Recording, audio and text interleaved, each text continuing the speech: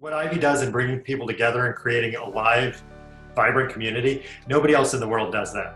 Certainly not in the way you do it. And it's such an important thing to keep people connected and human. Is your life is like an egg. That just like your children and your organization, think about an egg. If an egg is broken by an outside force, life ends. But if it's broken by an inside force, life begins. Great things begin on the inside. And you have greatness inside of you. You have ways of tapping the potential for your teams that we haven't been taught, in traditional education. Your dreams are the cap to your potential. You're never going to be bigger than your dreams, right? So you might as well dream big. The greatest advantage you have in life is the speed at which you learn. So you have to learn fast. So how do you learn fast? You can look to your left and look to your right. What are the best people and companies doing?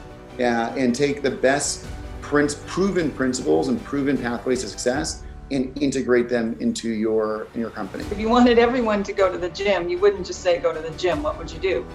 You'd build a gym at your company, or you would provide a free or discounted gym membership, or you would run contests about who is the most fit in the company, or you would give people a half an hour at lunch to go work out in the gym. Well, the same thing is true with learning. You can't just say upgrade your skills or have a learning mindset. But first of all, as the CEO or the president of your organization or a significant player in your organization, you can role model.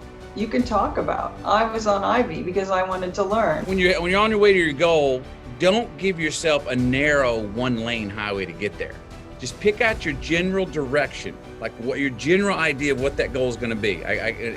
In highway terms, I use it like this. Pick out if you're going north, south, east, or west, and then give yourself a 16-lane Autobahn so you can weave all through those lanes, take an exit anyway, and be inspired along the way. By coming together for meaningful, thoughtful discussions about the challenges we face and how we can work together to overcome them. We can do it in this forum that you created here, that you run. Setting goals, making plans to achieve the goal, and then making decisions every day consistent with the plan is how you unlock the power. That's how you unlock the power. Most people do not do that. And then they wake up and they're 38, 45, 52, and they're like, I'm just not where I thought I would be. Well, it's not a surprise because you weren't intentional about setting a plan that actually had timelines and then making decisions to keep yourself on track and pivoting when you hit the roadblock, right? Or you hit the hurdle or whatever it might be. So set a goal, make a plan, and then make decisions consistent with that plan every day. It's important to let people know that you would like to be a leader and assert yourself. In other words, do something different. You can't just go into somebody and say, hey, I want to be a leader. Can you promote me to be a leader? You have to do something that merits it. So take some risk, do something that nobody else has done, come up with a new idea, pursue a new process, learn something about a new area and make yourself an expert in it.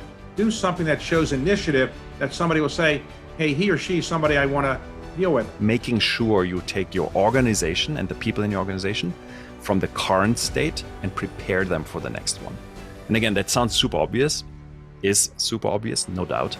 But I was surprised to hear this consistently from all of these leaders, that they made it a C-suite endeavor and not something you outsource to your HR people. So by the way, clearly with Ivy, you're like right there on the leadership and the key on the re and upskilling side of people. So there you have it. Really, to have this idea, we want to create a leadership factory. Of course, we want to attract top talent. Of course, we want to have the best recruiting efforts. But what else are we doing to promote our talent? What are we doing to create a leadership factory that we are having people within our organization that are leaders without the title? If people are just like you, treat them as you want to be treated. Follow your instincts. But the more different people are, please don't practice the golden rule. Don't treat people how you want to be treated. Treat people how they want to be treated. And be super curious to their differing context. You don't have to compromise what you believe in order to be a great leader. It's the how you communicate it and whether you're willing to engage about it that will determine how effective you are. We are in a phase of constant volatility, which can feel like a shock. It can feel upsetting, like, oh no, I like it when things are stable. But actually, if you have your eye on the ball and you're hustling, volatility is great. It means there's constant opportunity, constant changing opportunity. I don't think that ends. I don't think we now reach a new stasis and then, okay, now we know how to do it for the next 50 years. I think churn is with us, volatility is with us, and people who subscribe to Ivy are going to probably do pretty well in that world. There are people who won't, but yeah, don't wait for this steady state. It's not coming. You spotted an opportunity to provide utility, persistent utility, I like to call it, in terms of its constant value to the audience. And so I think the platform you've developed in many ways is a great example in true respect, honesty. You leveraging, human intelligence, but also technology to deliver it, deploy it, and so on. And I think it's a great example of the magical mix that we're entering into